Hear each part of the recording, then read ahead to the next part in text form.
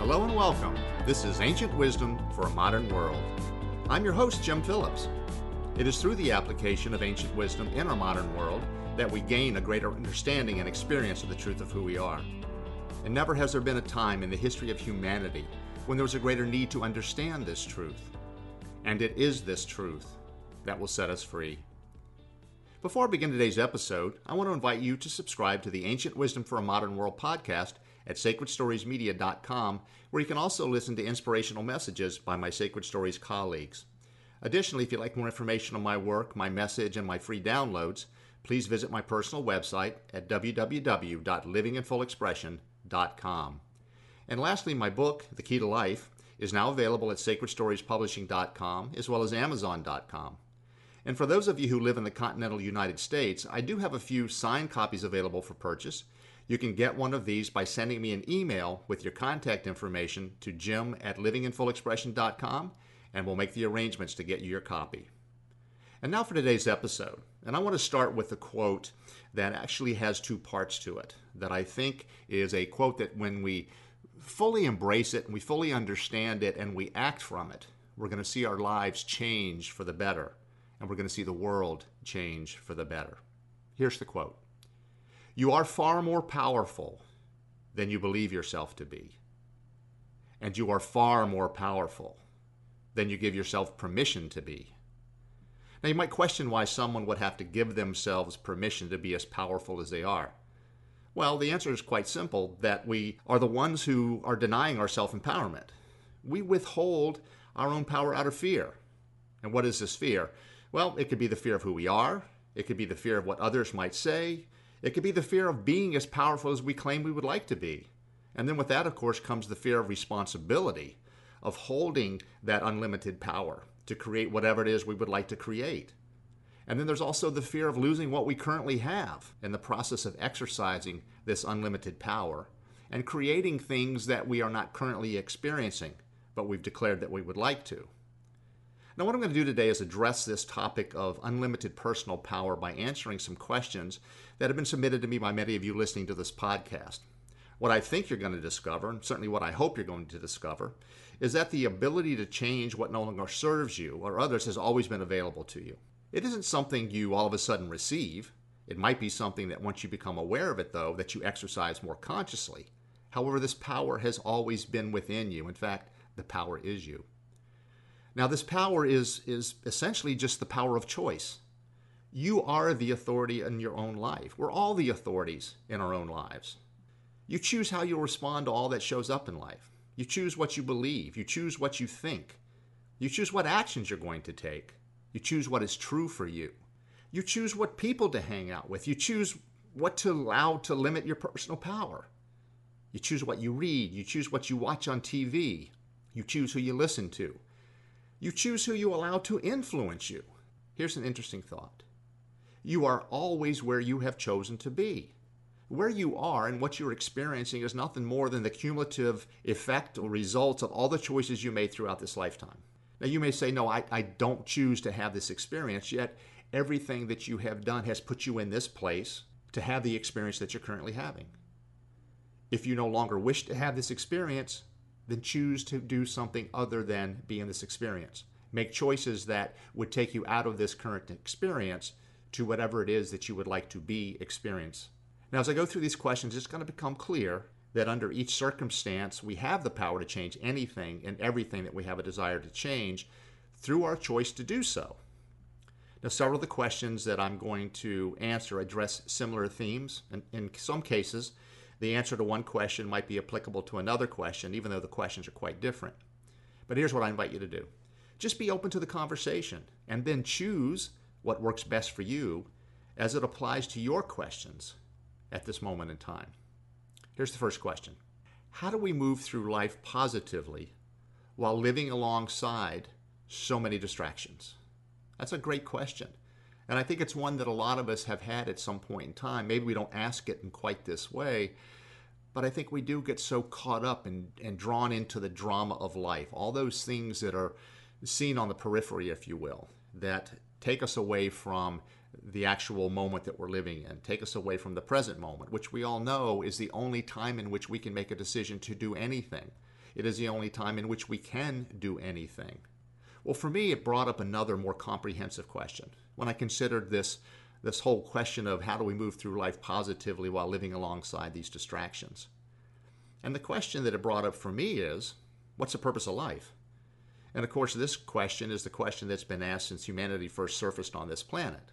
What is the purpose of life? How would you answer that? When you have an understanding of why we were here, you're better able to stay focused on the opportunities to fulfill life's purpose while not being distracted by anything that does not support or serve this purpose. When you're focused on what serves this purpose and you trust that life always provides what you need to fulfill its purpose, you are moving forward positively because you know what you're doing is supporting you in fulfilling that purpose, regardless of how life shows up. So how do we do this? First, you got to be aware and acknowledge that you're not moving through life in a positive manner, or that you have a positive attitude and that you allow yourself to be distracted. We need to be focused on what we want. We have to be clear on what we want. So the question is, what do you want from life? What do you want as your life experiences? How do you want to be perceived in this world? How do you want to experience yourself in this world? When we're clear on what we desire from life, and we focus on those desires, all that's required for us to have these experiences are going to be provided. They're going to show up. Get clear on what you want and be aware of all that is provided for the experiences you desire. And then be discerning in the choices you make. And what this means is make choices that support what you desire to be experienced. The more you make choices for the experiences you desire, the less distractions you're going to have. Now, it isn't that the distractions are not around us. It's that we know we're focused on what we desire so that the distractions become no more than, let's say, background noise. However, if you do find yourself being distracted, which is going to happen from time to time, and I would look at it in two different ways. One, be aware of the fact that you're being distracted. Acknowledge the distraction as just what it is. It's a distraction, and it's not the truth. And then again, just refocus on what you desire and make choices from that point forward that lead to the experiences you want to have. Now, the other way we can look at distractions is that they're there to allow us to see that we're off track. They give us that opportunity to become more focused, to become aware of what's going on around us that is not in accord with what we want to experience or who we want to be. So again, just refocus on what you desire and make choices that lead to those experiences, and those distractions go away. The more you experience what you desire, the more positive you are about life. The more positive you are about life, the more likely you are to continue making those choices that lead you in that direction of the life experiences you desire to have. The more we have the life experiences we desire to have, the less distractions we're going to be perceiving. Now, the second question, and this is really somewhat along the same lines, but asked in a different way, how can we as society better the world we live in? Well, here's how I would initially respond to that. And that is, we will continue to receive what we're willing to accept. As long as we tolerate all that's going on in the world, whether it's something that we're experiencing personally or it's something that's happening out in the world, if you will, something not in our immediate location, but happening in a different part of the world, different state, different country, it doesn't really matter. But as long as we tolerate these things collectively as humanity, we're going to continue to receive them. But when we make a decision, individually and collectively, that we will no longer tolerate the world as it is, we'll begin to make choices based on the world we desire. Again, it's about being clear on what we desire, what we desire to see, what we desire to experience, who we desire to be, individually and collectively, and then making choices that allow for this new experience, or as in this question, the new world, as it were. We would all be wise to remember that we are the authorities in our individual lives, as well as collectively in the way the world is perceived. It all begins with each of us, individually taking care of, that's being responsible for our own lives. And as we live our personal life in accordance with the truth of who we are, we serve an example to others of what is available to them. See, we must be nonconformist when it comes to what society says we are or should be, and we should become conformists when it comes to the truth of who we are. And this is really the essence of my book, The Key to Life, Living in Full Expression. When we live in full expression of the truth of who we are, it is the divine that is fully expressed. When we see what is happening around the world, it's really easy to get caught up in the drama. And now this isn't to say we shouldn't have compassion for those who are in the midst of whatever is playing out. For what's happening in those parts of the world is happening to those folks who are there. And I think most of us who see these events taking place, or we in some cases feel them, we're at a loss for what to do. I think it's at those times we also recognize how blessed we may be in many ways in our own lives. And we have a difficult time understanding why these atrocities are happening around the world, and certainly why are they happening to the people to whom they are happening. I believe we also all want to do something in some way to help. Well, I too had this experience one night in particular. It was while I was watching a TV show, and it was something like 2020, one of those magazine TV shows. And this is something that I rarely do, but on this particular Friday night, for some reason, there I was, and this show was on. And what the show was about was there was some event, and I believe it was happening in Somalia, something to do with the civil war and the atrocities that were taking place over there, and the murder of all of these innocent people, and it showed children running and screaming and just the fighting. And it was a horrendous scene to watch, and yet here it was being played out on TV. I only watched for a few minutes because I got to the point where I could no longer take it, physically, emotionally, and mentally. I was so drawn into what was taking place and the thought of how could this possibly be happening in this world? How could people be acting towards one another in this way? How could people have such disregard for human lives in the way that it was being played out on this show? So I finally just got to the point where I had to turn the TV off. And I was so, I don't even know what words to use, but I was so taken in by all that I saw that I had to go for a walk. I didn't know what to do with the feelings that I was having. It was the feelings of compassion, but it was also this intense feeling of, what can I do? Why am I over here and those folks are over there and they're dealing with what they're dealing with? And how can I, with what I might know and what I have and in whatever way is humanity, how might I be able to help and support them? I didn't have the answer. So as I usually do when I have a question that I need guidance on, I went for a walk. And again, this was on a Friday night. It was probably around 10 o'clock or so it was already dark out. And so as I was walking, I just asked the question. And I more or less repeated what I had just experienced, watching the TV show, seeing what was taking place, asking the question about why is this happening to these people, and more specifically, what can I do to help? And I was given an answer immediately. And the answer was, if you were intended to be there, you would be there. In other words, if I was intended to be there and doing something physically in that place, that is where I would be. Now, the guidance I was given didn't just end with that. And this really gets more specific to the question of how do we make the world a better place? And the second part of the guidance that I was given was, you are where you are, and you are intended to do what you can do where you are to make a difference. And I think we all need to listen to that and understand that we are where we are for very specific reasons. Now, of course, we are where we are because of choices that we made. We are where we are because of events that have taken place in our lives. We are where we are because of choices other people have made, because of our parents making choices. Maybe we move from one area to another and we find ourselves in a different place than we might have chosen had we been the ones in charge way back when. But you're still where you are right now because you choose to be. You haven't chosen to move on. You haven't chosen to do something different than what you're doing.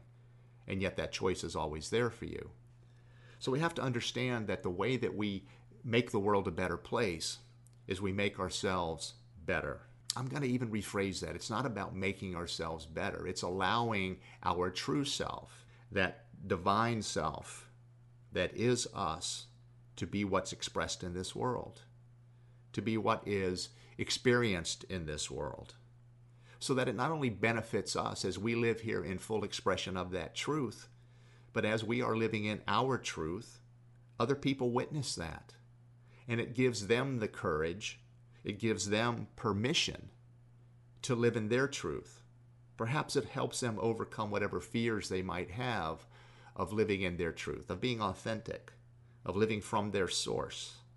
Maybe people feel that living in their truth makes them different from everybody else. Well, the paradox of that is, as we each live in our truth, we're not being different than anybody else. We're being the truth of everybody else. And that everyone is acting in conformance or in conformity with what they believe they need to do or should do, or that society would dictate that they do. And yet, once again, we are the authority in our own lives. We get to choose ultimately what our final decision will be. We choose what actions we will take. We choose what experiences we will have. And if we don't like a particular experience, we can choose a different experience. After having this experience of watching this TV show, and after going out for the walk, and after being given the guidance that I am here so that I can do what it is I'm intended to do where I am, every day I try to do as much as I possibly can that I believe will make a difference in this world. And it's usually done by being the best version of myself that I possibly can. It's having the experiences of myself within the context of the events of life that are unfolding. And I believe they're unfolding specifically for me. Everything that appears in my life is specifically for me. It gives me the opportunity to experience myself in the way that I was intended to, so that I continue this expansion process of getting to know myself better, getting to experience myself better. I think I've shared this before in other podcasts, but I believe that the purpose of life is the progressive realization of the truth of who we are. So every opportunity, every event, every experience we have is part of that progressive realization. Each event gives us the opportunity to experience ourselves within the context of that event. Sometimes we will like the experience we're having of ourselves, other times we won't.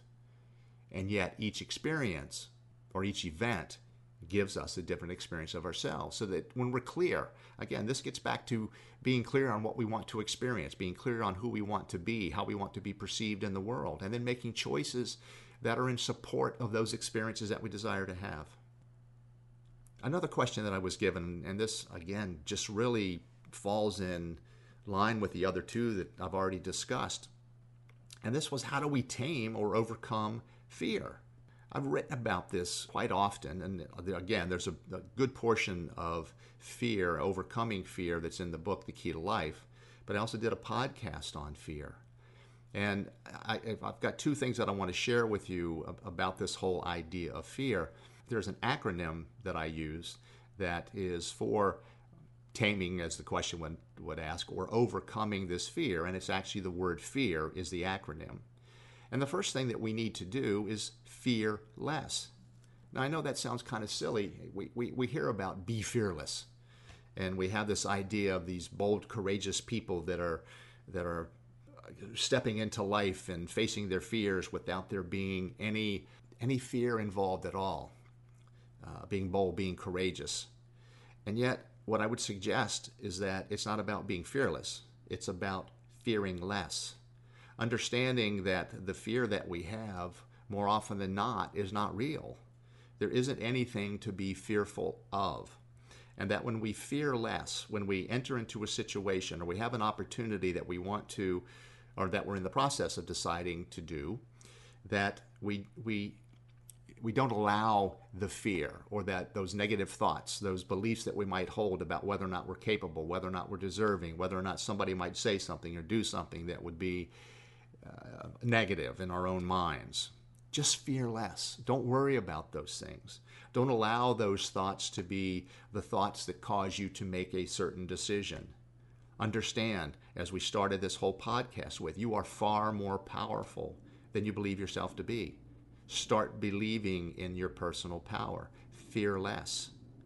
Now, a big part of fear less, and this is the second word in the acronym of fear, and the letter E is engage.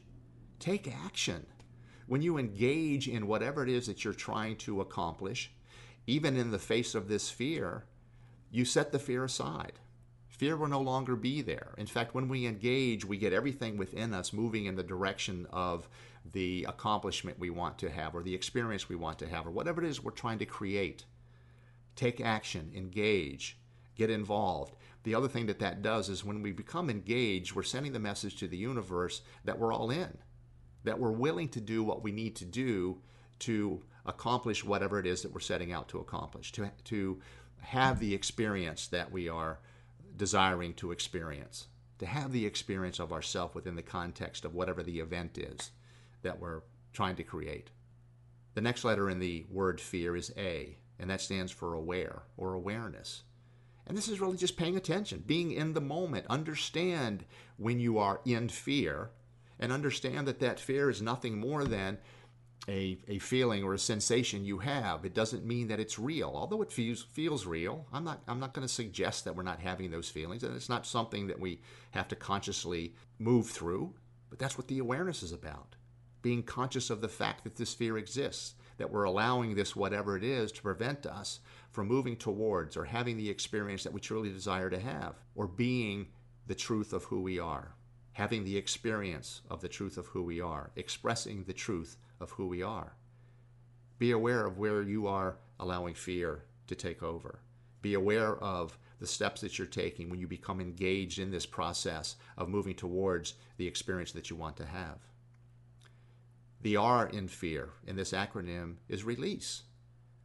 Release any limiting doubts or beliefs that you might have that are preventing you from moving in the direction of whatever it is you're trying to achieve or accomplish or experience.